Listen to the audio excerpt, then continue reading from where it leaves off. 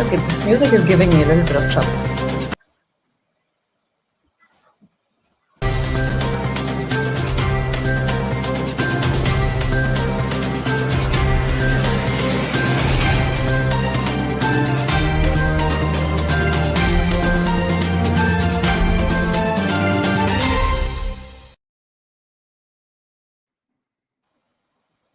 Hello and welcome everyone. I am Anjali, and with me today I have Gail Hamilton, who is an author and an inspirational speaker.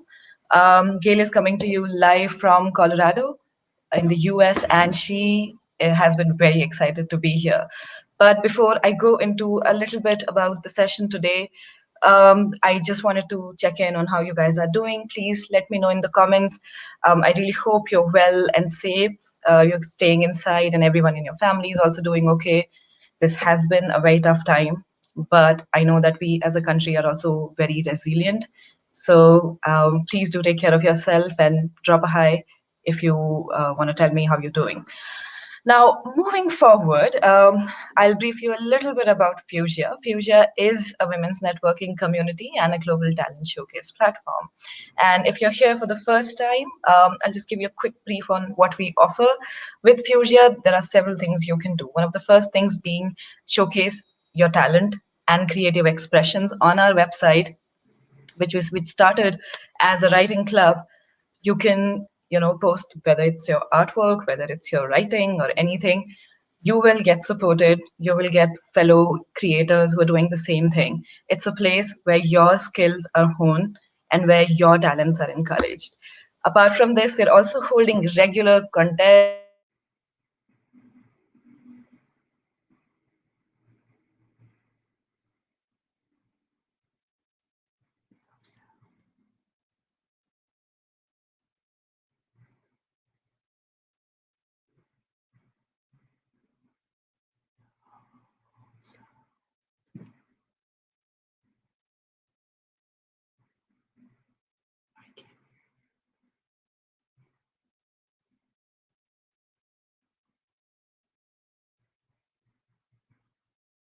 participate and win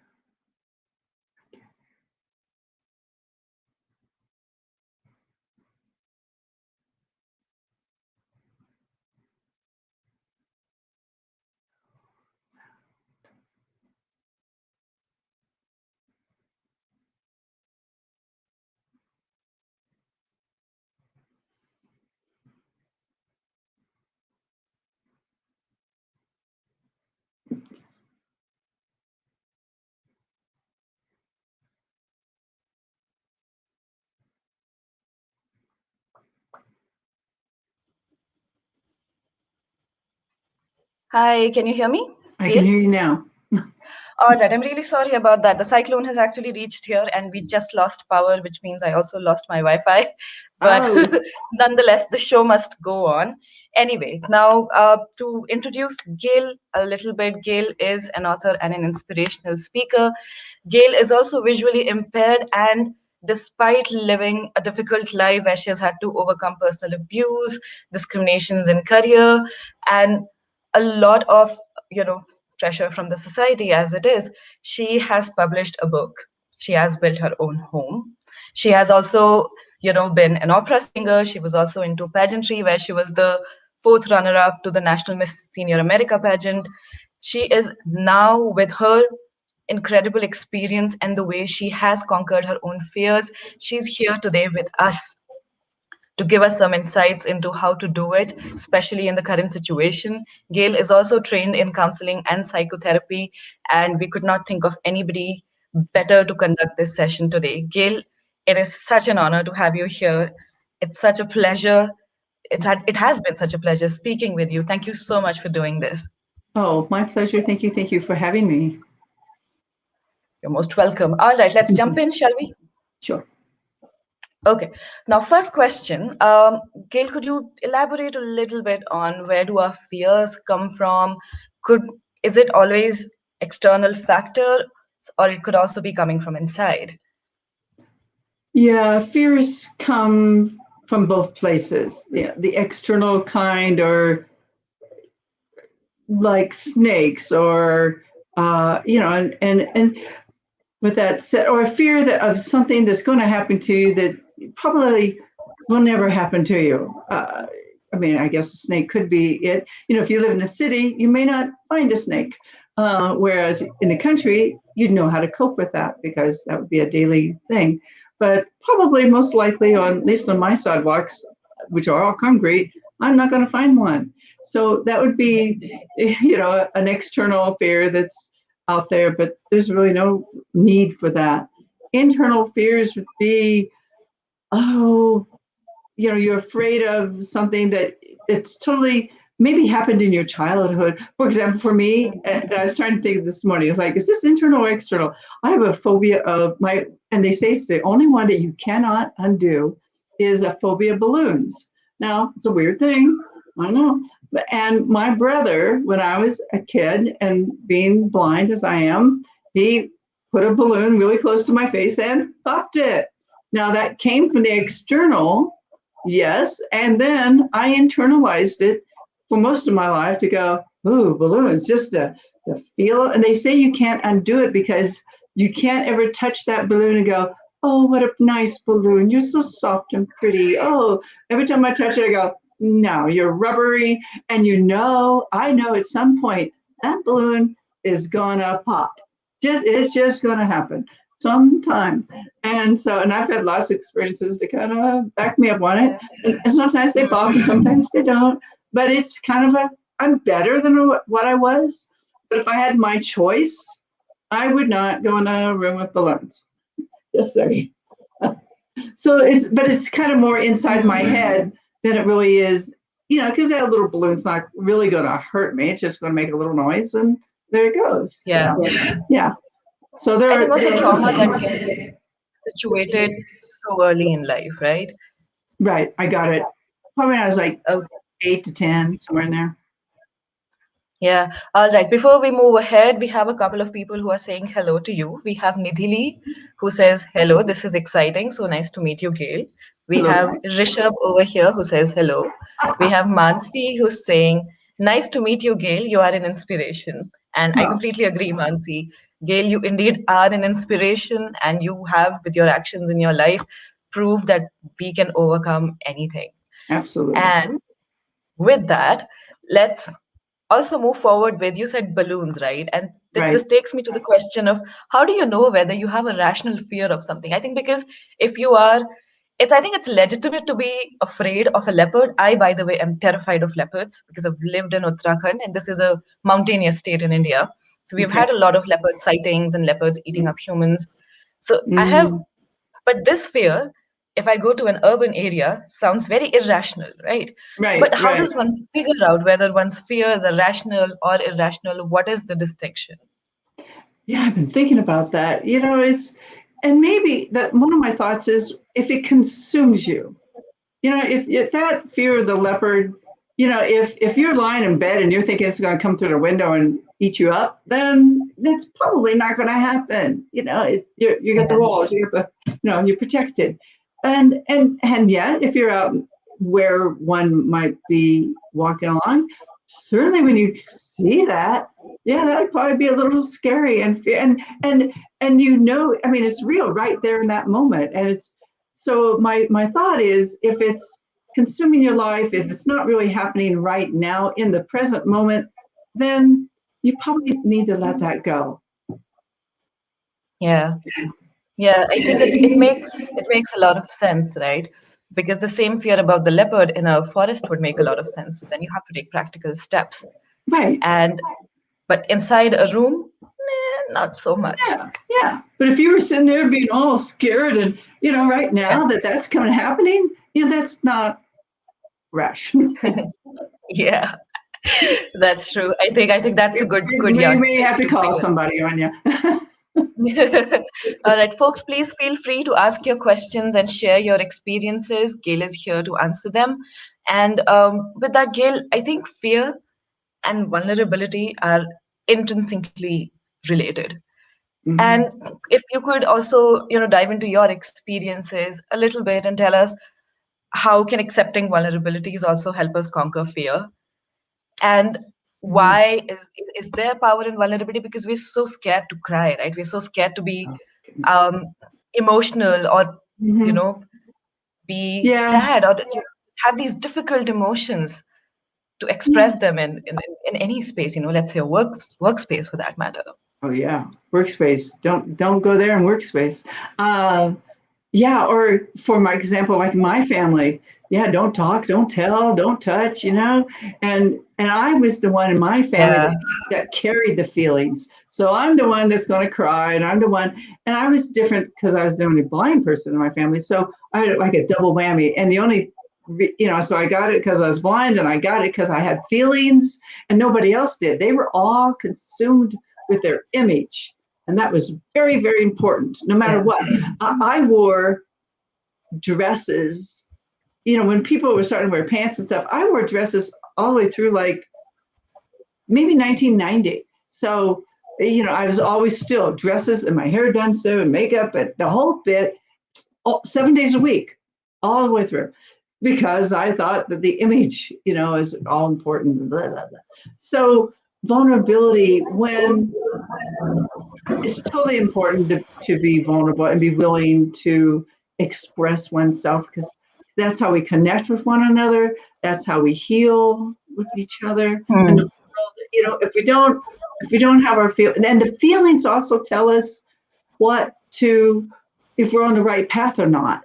And so feelings are really, really, really important. And we have to be willing to step into the dark, to face the fear, to face the feeling, to be vulnerable, because that's the only way to be authentic. And those are my kind of my four things. You have to be authentic. You have to have alignment with your spirit or source. You have to have a positive attitude, and you have to be willing to take action. And the only way to that is through vulnerability. And Yeah. you cannot do it without doing that. You Yeah, can't have dark definitely. without light, or light without Absolutely. dark. Yeah, definitely. And I remember when I was growing up, like you said, image, and in Indian families also it's a big thing, right? What will people Mm-hmm. say is is a very big question in all of our households. And I Mm-hmm. remember when my father passed away, I was I was so scared of crying anywhere. Uh, Also just showing, and when you don't cry, you ugly cry, right? When something this big happens to right, you, right, right. right? You have snort, your Oh nose, and yeah, everything is coming. absolutely. Yeah. Yes, and Yeah. I feel it is so important to make space for emotions like this everywhere, even in Mhm. workplaces. Yeah. In an ideal world, I would actually imagine that even in an office, people would be able to cry. People would be Yeah. able to say, "I'm not doing okay today. Right. Like I feel like I'm going to die," and Hmm. people reacting in a way that does not make them stereotypes, or that does not stigmatize them Yeah. with Yeah. empathy.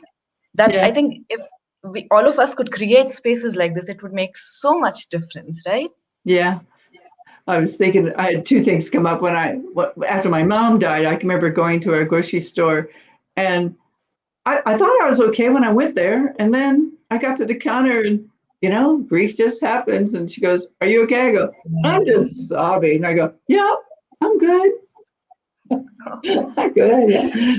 But I had a lot of therapy, and I knew the feelings were okay, And I can remember some after losing a relationship I was in, and I went to this therapist office one morning, and I am totally lost it. I mean, there wasn't just a couple of tears. Like you said, there was snot. I mean, I'm just a basket case. And this woman says, "Can I give you a box of Kleenex?" Oh, Yeah. Like one wasn't going to do it.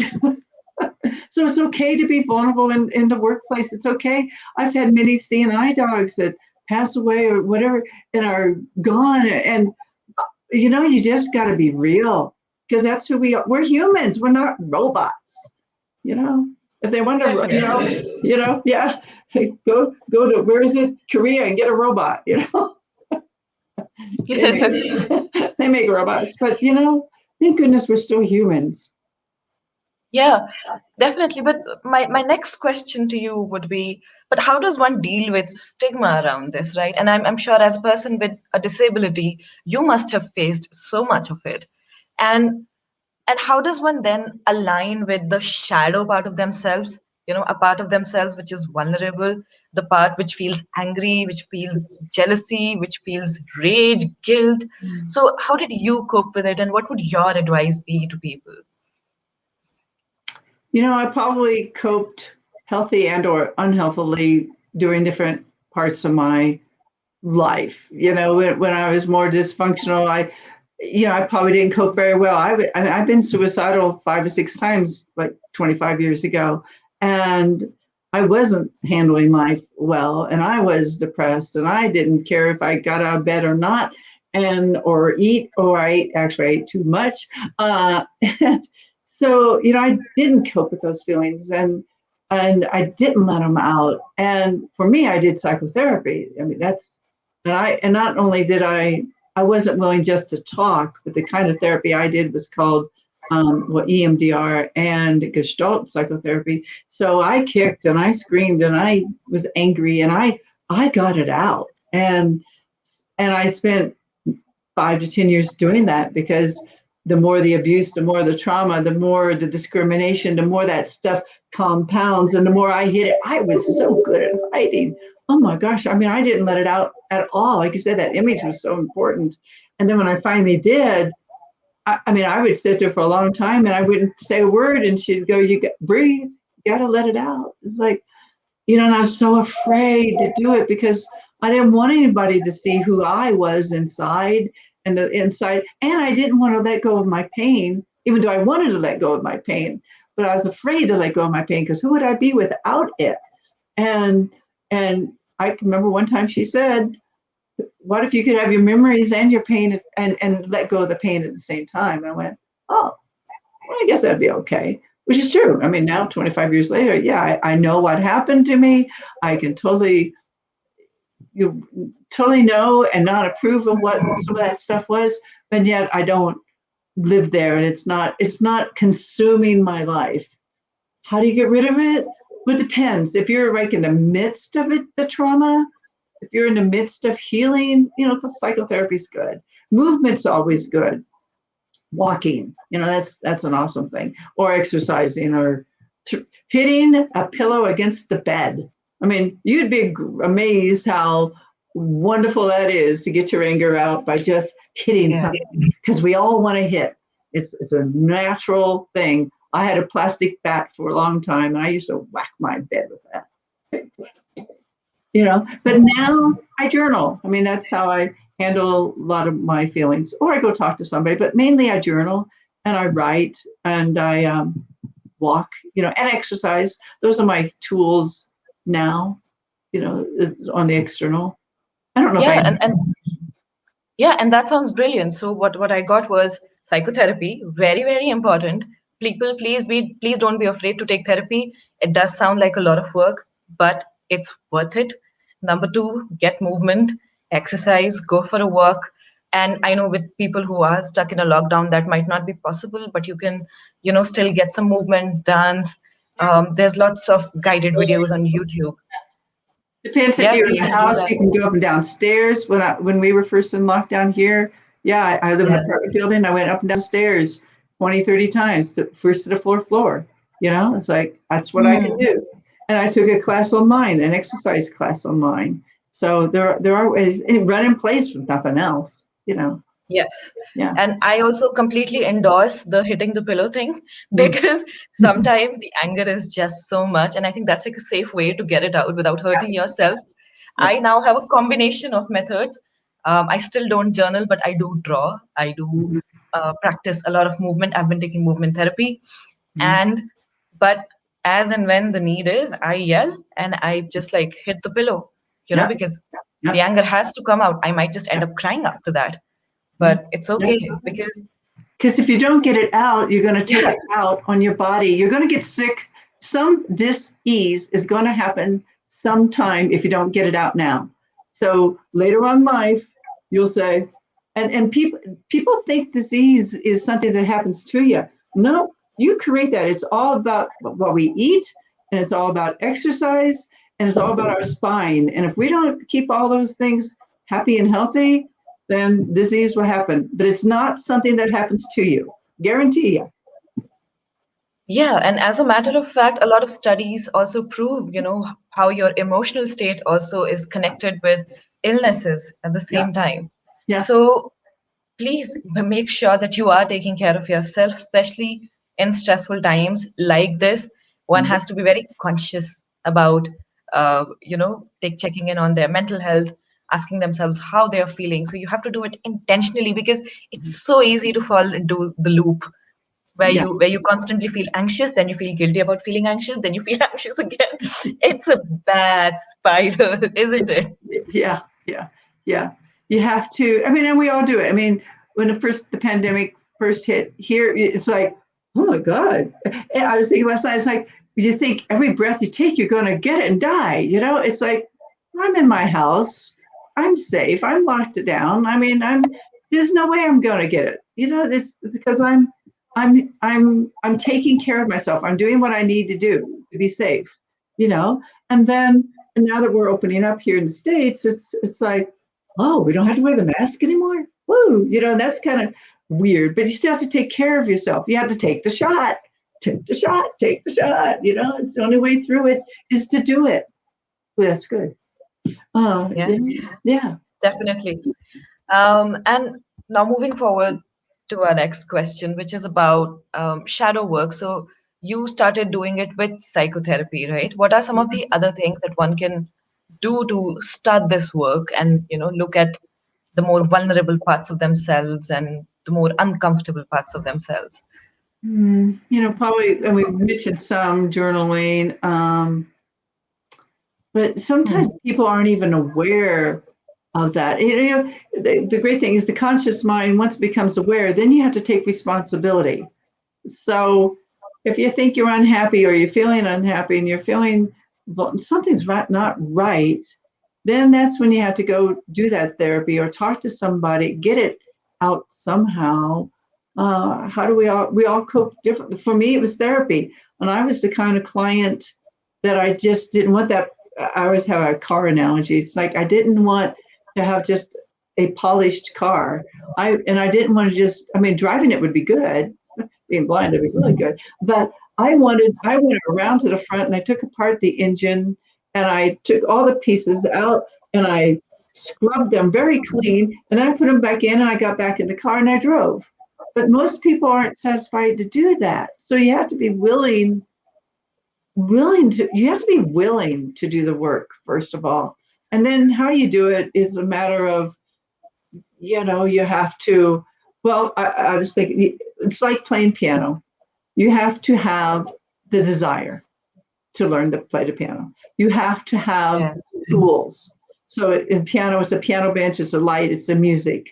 For you, it might be journaling, it might be running, it might be getting out of your body, whatever the tools are. You have to have a mentor, a teacher, somebody that's gone before you that can show you the way. Now, it could be a book, it could be movies, it could be your spiritual connection, it could be a psychotherapist. There has to be somebody that's gone through whatever you've gone through that you can talk to. It could be Angelique, it could be me, it could be just anybody, but there has to be a mentor there. Then there has to be, you have to practice.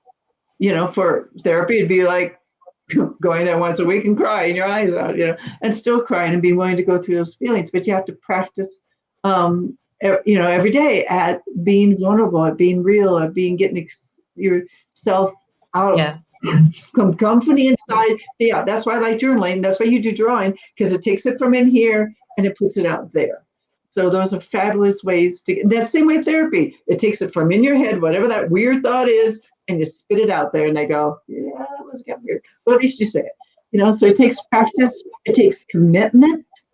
You have to be Hmm. able to stay with it every day, whatever that it is that you're wanting to do. And then once you get it, it's like celebrate at the top. For piano lessons, I always used to have music parties for my students, and we'd have food and we'd play the pieces in front of each other, and we just celebrate whatever that is. So those are kind of my steps on how to go through stuff. I don't know if it applies here, but it's one way to look at things. No, that was very helpful. And were you a piano teacher as well?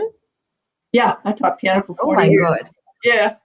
Oh my God. I mean, What there's haven't like I a million done? things you've done.